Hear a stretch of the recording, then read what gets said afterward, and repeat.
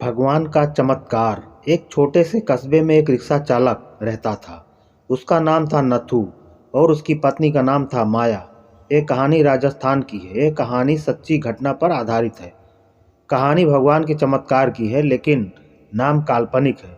इसमें सभी पात्र काल्पनिक हैं। इस कहानी को अपने ढंग से लिखने का प्रयत्न किया गया है। नत्थू बहुत ही नेक दिल इंसान था। वो रोज ऑटो रिक्शा लेकर जाता और लोगों को उनके घर पहुंचा आता। उसका व्यवहार एक छोटे बच्चे से लेकर बड़े बुजुर्गों सभी व्यक्तियों से बहुत ही अच्छा था। अपने मधुर व्यवहार के कारण लोग उसे पहचानने लगे। रात के 1 बजे भी किसी ने अगर आवश्यक कार से बाहर जाना होता तो वह बेचारा 1 बजे भी उठ जाता। किसी भी लोगों को मना करने की उसकी आदत नहीं थी। महिलाएं रात के समय भी उस ऑटो रिक्शा में बिना संकोच बैठ जाती थी। वो था इतना नेक दिल इंसान।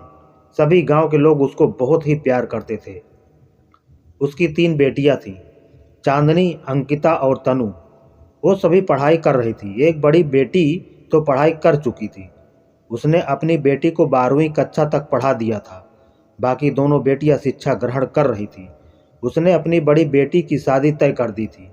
भगवान का दिया उसके पास गुजारे लायक काफ़ी था। ऑटो रिक्शा चालक ने अपनी बेटी का विवाह एक अच्छे परिवार में तय कर दिया था। उसके ससुराल वालों ने शादी की तारीख निश्चित कर दी थी। ऑटो रिक्शा चालक ने रात दिन मेहनत करके अपनी बेटी की शादी के रुपए जुटाए थे।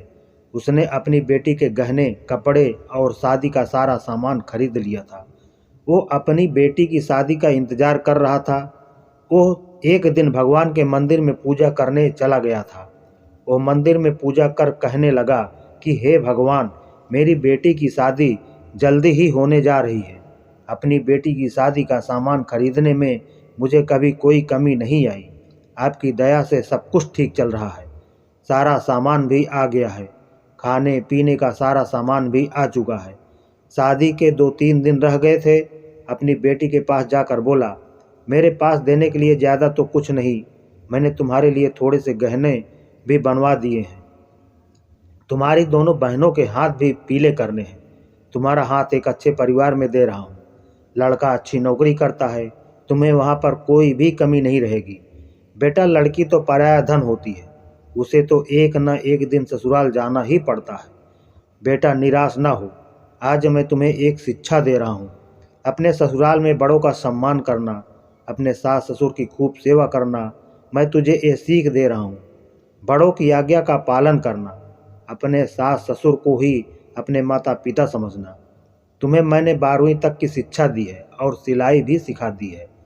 तुम्हारे ससुराल वाले अगर तुम्हें नौकरी करने देंगे तो करना, वरना नहीं। हमारी मान मर्यादा का ख्याल रखना बेटा। लड़की ससुराल में अपने सद्गुणों से सभी को अपना बना लेती है। सास ससुर तुझे डांट डपट करें तो सोच लेना तुम्हें तुम्हारे अपने माता पिता डांट रहे हैं। मेरी इज्जत का सम्मान करना। अपनी बेटी को समझाने लग गया था। समझाते समझाते उसकी आंखों में आंसू आ गए थे। घर में शादी का माहौल था। घर में रिश्तेदारों का तांता लग गया था। दिन को सभी लोग आ जाते थे। किसी को क्या पता था कि होनी तो कोई और ही खेल खेल रही थी।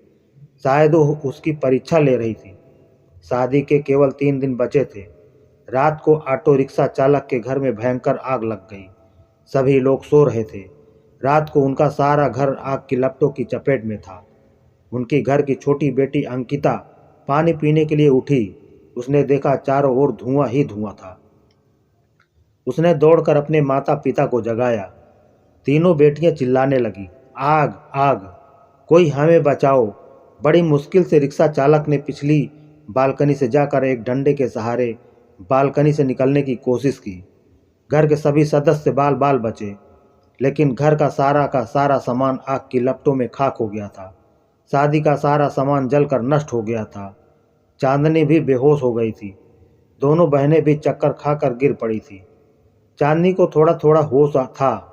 लोगों ने उन सबको बड़ी मुश्किल से बाहर निकाला। थोड़ी देर पहले जहाँ खुशियाँ छा रही थी वहाँ का दृश्य देखा भी नहीं जा सकता था। जो भी देखता उसकी आंखों से आंसू निकलते। बेचारा अब क्या करेगा। बिना शादी के ही बेटी रहेगी। दूल्हा तो अब उसे ब्याहने से रहा। कुछ लोग तरह तरह की बातें करते, जितने मुंह उतनी बातें। चांदनी दौड़ी दौड़ी अपने पिता के पास जाकर बोली, पापा आप निराश न हो, आपने इतनी मेहनत से मेरी शादी के लिए रुपया जोड़ा था। पापा आप जरा भी चिंता मत करो, मेरी किस्मत में यही लिखा था, आप निराश न हो। मुश्किल की इस घड़ी में हमें कमज़ोर नहीं पड़ना है। मैं आपका बेटा नहीं तो क्या हुआ, आपने बेटों की तरह हमारी परवरिश में कोई कमी नहीं रखी। हम तीनों बहनों को वो सब कुछ दिया जो आप से बन पड़ा। तब तक दोनों बहनें अंकिता और तनु भी उठ गई थी। वो भी अपने पापा के पास जाकर खड़ी हो गई। पापा हम सब आपकी ताकत हैं, हम तीनों आपकी बेटियां नहीं बेटे हैं। आज से हम भी आपके साथ कमाएंगे। चांदनी बोली, पापा अगर वो लड़का जिसे आपने मुझे शादी के लिए चुना है मुझसे सच्ची मोहब्बत करता होगा तो यह सब देखकर भी शादी के लिए इनकार नहीं करेगा। मैं भी उससे खुशी खुशी स्वीकार करूंगी, आप जरा भी चिंता मत करो। उन तीनों ने मिलकर अपने पापा को उठाया। मोहल्ले के सारे लोग इकट्ठा हो गए थे। सब आपस में कह रहे थे कि ससुराल वालों को क्या क्या कहेगा, जो भी आता शोक व्यक्त कर चला जाता। नथु के घर के पास लोगों का तांता लग गया था। सभी कहने लगे कि तुम तो नेकी के करते कमाते थे। नथु बोला, शायद भगवान की भी यही मर्जी होगी। उसकी पत्नी माया आकर बोली कि बड़े भगवान का नाम लेते फिरते हो, ये सब कुछ दिया आपके भगवान ने? भगवान का नाम लेकर भी आपके भगवान ने आपको यही सिला दिया? इस घर में भगवान का नाम कभी मत लेना। वो बोला, भाग्यवान ये तो नियति का खेल है, भगवान को क्यों कोसती हो? तीनों बेटियों ने बड़ी मुश्किल से अपनी माँ को संभाला। किसी ने प्रेस में खबर कर दी। अगले दिन समाचार पत्र में आ गया कि नथु राम का घर जलकर स्वाहा हो गया। दूसरे दिन जब लोगों ने देखा, ऑटो रिक्शा चालक नथु का घर आग की लपटों में जलकर पल भर में नष्ट हो गया था।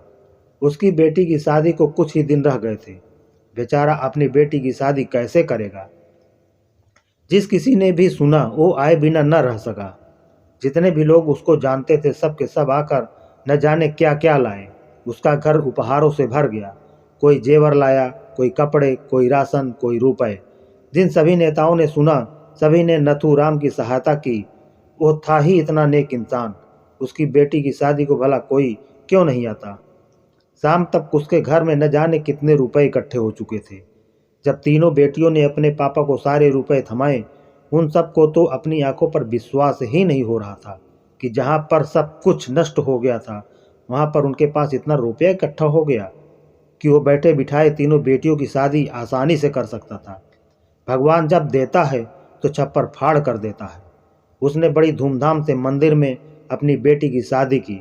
लोग आपस में कह रहे थे कि इस नेक दिल इंसान की सहायता भगवान क्यों नहीं करते। आज तो भगवान के चमत्कार पर सभी को विश्वास हो गया था। भगवान जो करता है अच्छा ही करता है। उसकी पत्नी बोली, मुझे माफ़ कर देना। गुस्से में भगवान के लिए न जाने क्या क्या अपशब्द कह गई।